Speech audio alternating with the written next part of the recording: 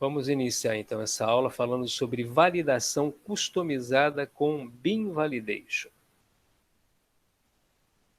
Bom, a gente começa relembrando que Bean Validation é uma especificação Java para tratar validações de dados de forma centralizada.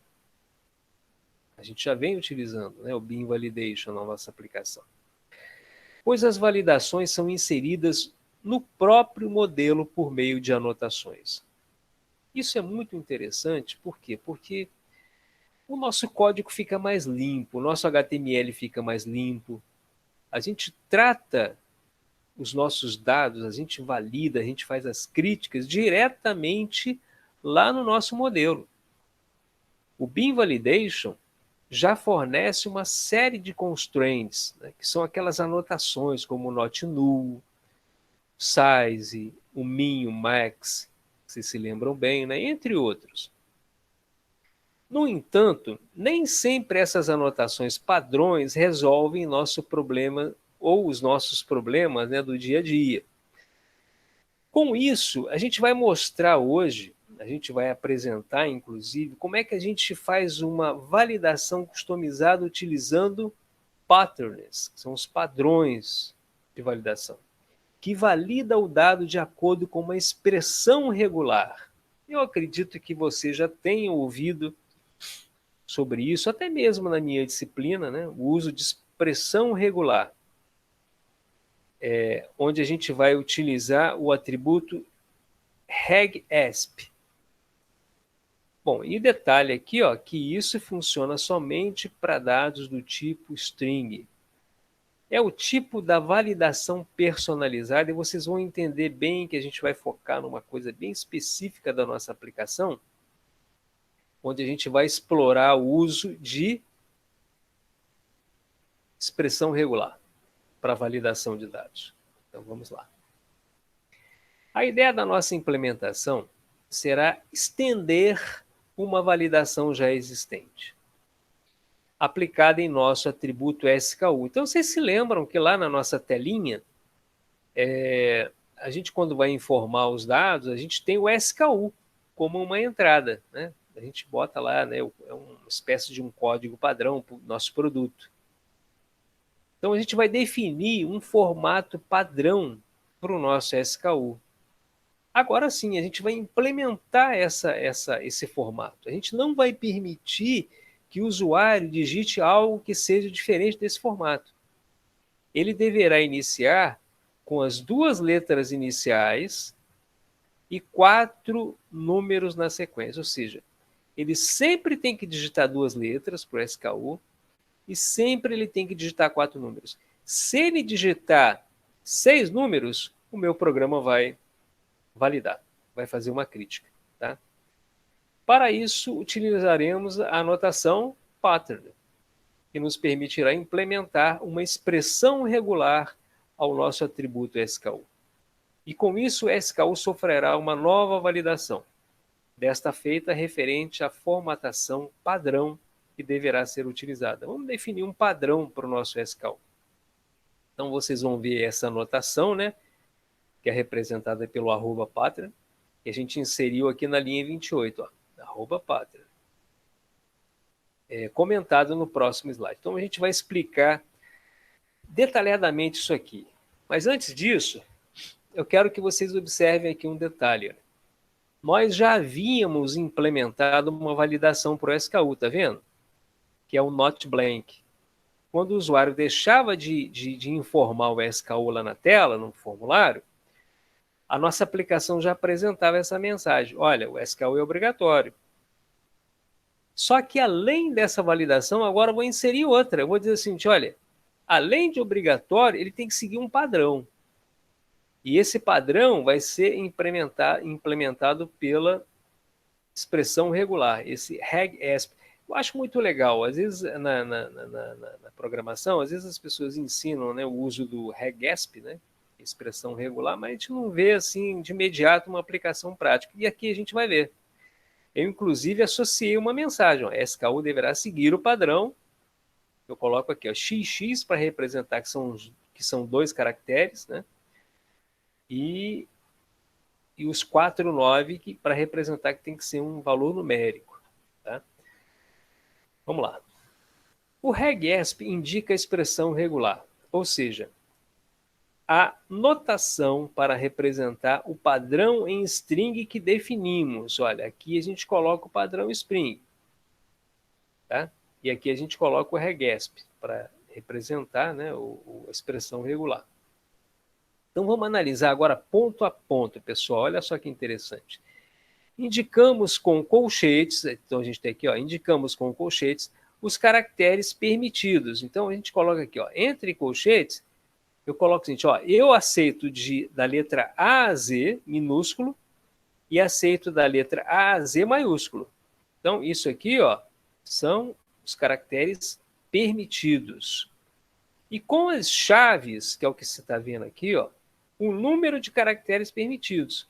Então, eu só aceito 2 caracteres. Então, ou seja, eu estou dizendo para ele o seguinte, ó, eu vou aceitar os 2 primeiros caracteres tendo esse conjunto aqui, ó, de A a Z, minúsculo ou maiúsculo, mas só os 2 caracteres. Tá? Agora, esse contrabarra aqui, ó, D, que eu coloquei 4 entre chaves aqui, ó, indica que será permitida uma sequência de 4 dígitos numéricos. Tá? Eu vou aceitar uma sequência de 4 dígitos numéricos. E aí eu adicionei mais uma barra aqui, ó, para string não entender apenas uma barra como um caractere escape. Então, como eu tenho que indicar esse contrabarra D? Esse contrabarra D faz parte da expressão regular. Então, para ele entender que essa barra aqui faz parte da expressão regular, eu tenho que colocar uma outra barra, tá? Que indica um ESC, né? Escape, né?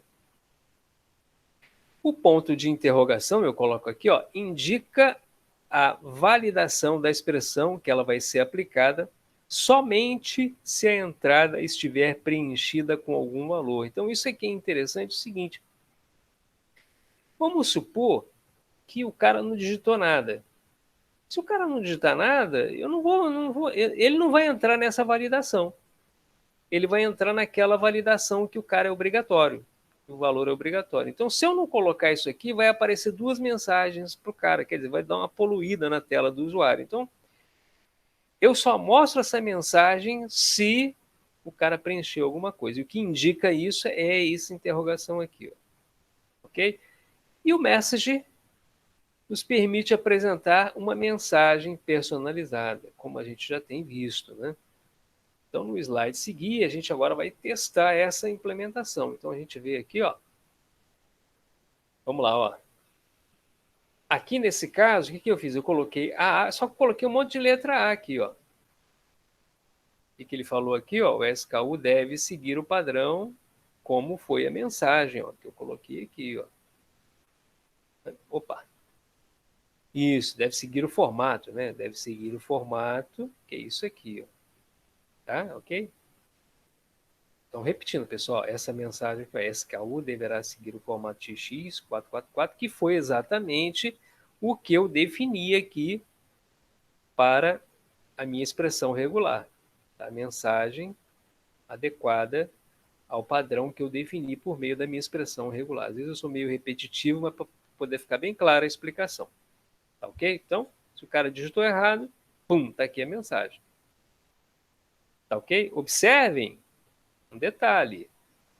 E não apareceu, né, aquela mensagem de que o SKU é obrigatório, porque eu preenchi. O formato dele é que está irregular. Tá? Beleza. Agora vamos personalizar essa anotação. Olha.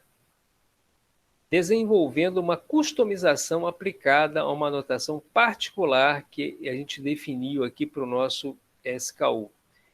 Vamos substituir a linha 28 com essa aqui, ó, @SKU. Olha só que legal agora, pessoal.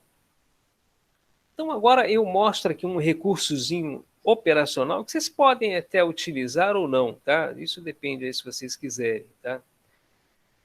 Quando eu coloco aqui o Ctrl 1, quando eu digito aqui @SKU e dou um Ctrl 1, ele permite que eu faça uma criação de uma annotation. ele me permite que eu crie um arquivo de annotation. Tá? Aí vocês vão clicar, né, no Create Annotation SKU, quando aparecer essa tarjazinha aqui, ó, porque ele vai criar um arquivo para a gente. Tá legal? Isso é um detalhezinho, quem quiser fazer isso bem, quem não quiser pode criar o arquivo manual, sem problema nenhum. Tá? E aí o que ele vai fazer? Ó?